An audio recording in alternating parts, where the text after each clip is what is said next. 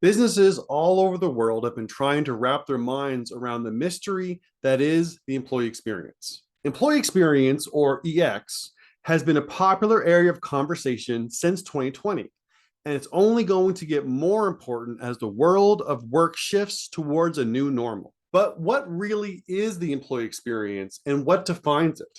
Well, a short and overly simplistic answer is that it's about how included and engaged your employees are in the organization and in their jobs. What is their daily experience in relation to feeling connected to their jobs, their coworkers, or the organization as a whole? And how does that connection impact the motivation and enthusiasm they have for their job? These are vital questions for every organization to ask, because employees who feel included and that their voice is heard are 4.6 times more likely to feel empowered to perform their best work. And this is really the whole point.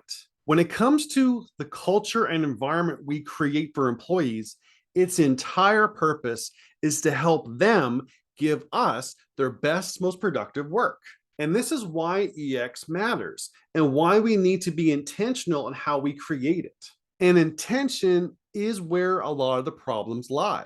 If we're not intentional or seeing the bigger picture when we are considering the employee experience, we're setting ourselves up to fail. If we're thinking that we can just add a bunch of team building activities, company picnics, or pinball machines to the workplace and then get the best out of people, we are completely missing the point.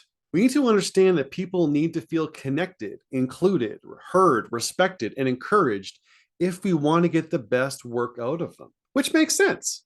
If someone feels like an outsider, or is micromanaged, or is expected just to keep their head down and not rock the boat, no amount of fun pizza parties is going to allow them to give you their best work. That's like spending our time and money washing our car instead of filling the gas tank and then being surprised when the car won't go anywhere. Now, a lot of managers and executives will say, well, we invest in trying to make people happy, but that doesn't actually improve the productivity or performance of our people. And for many, that's most likely the case. But happiness is not what we're talking about. When we're talking about the employee experience, we're actually talking about making people feel included and engaged. Happiness can be a byproduct of a good employee experience, but it's absolutely not the same thing. You can be happy and bored, or happy and complacent, or happy and unmotivated.